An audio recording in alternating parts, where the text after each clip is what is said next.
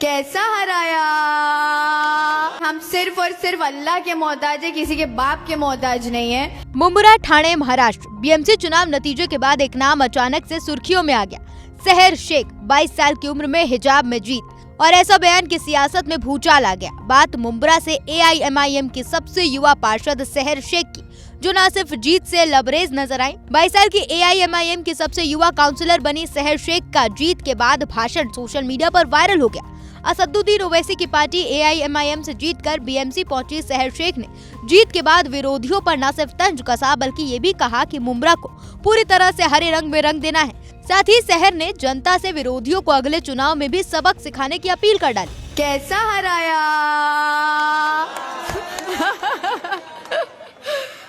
और सबसे जरूरी बात मैं आपको ये बताऊंगी कि उन लोगों के घमंड की धज्जियां उड़ाई है आपने, जिनको लगता था कि हम ताल्लुक के मोहताज है, बट वो लोग ये भूल गए कि हम सिर्फ और सिर्फ अल्लाह के मोहताज है, किसी के बाप के मोहताज नहीं है।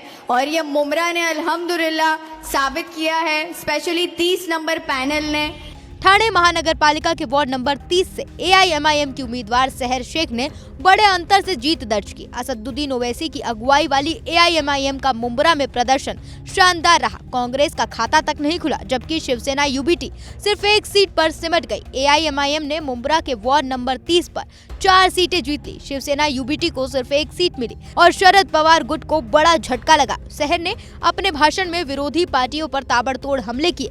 मंच से जनता को संबोधित करते हुए उन्होंने कहा कि हम किसी के मोहताज नहीं हैं, जो भी दिया हुआ है ये आपका है, अल्लाह का है। एक बार आप लोगों के लिए जोरदार तालियां खुद के लिए बजाइए, क्योंकि आपने हक का साथ दिया और हक की आवाज में हमको हमारी ताकत बढ़ाई है, जो कि बहुत बड़ी बात है हमारे लिए। Thank you very much. क्योंकि दुश्मन ये समझ रहे थे कि हम हार जाएंगे, हम हारने वाले हैं। इलेक्शन के लास्ट रिजल्ट के दिन की काउंटिंग के वक्त पर भी उनको यही लग रहा था कि इनकी तो सीटें जाने वाली है, बट क्योंकि आवाम वहाँ प्रेजेंट नहीं होती, आप लोगों को पता नहीं होता काउंटिंग का मंजर कैसा होता है। अगले 5 साल में मुंबरा के सारे काउंसलर AIMIM के होंगे। जैसे बयान देकर तहलका मचाने वाली सहर शेख का वीडियो वायरल होते ही सोशल मीडिया पर बहस छिड़ गई। ठाणे के मुंबरा की राजनीति में हलचल तेज हो गई। जब मामले ने तूल पकड़ा तो सहर शेख ने अपने बयान पर सफाई तो दी। सहर शेख ने साफ किया कि हरे रंग में रंगने से उनका मतलब पार्टी के झंडे से था, जिसको लोग गलत मतलब निकाल रहे हैं। क्योंकि हमारा झंडा जो है वो हरा रंग का है। अगर मेरा झंडा येलो होता, ऑरेंज होता, भगवा होता, तो फिर मैं अपने झंडे का वो कलर बोलती। बट क्योंकि मेरा झंडा फॉर्चुनेटली हरा है, तो मैं हरा रंग रंगना चाहूंगी मुंबरा में। मैं फिर से ये बोलूंगी। और ये पार्टी लेवल पॉलिटिक्स पे बात की गई थी।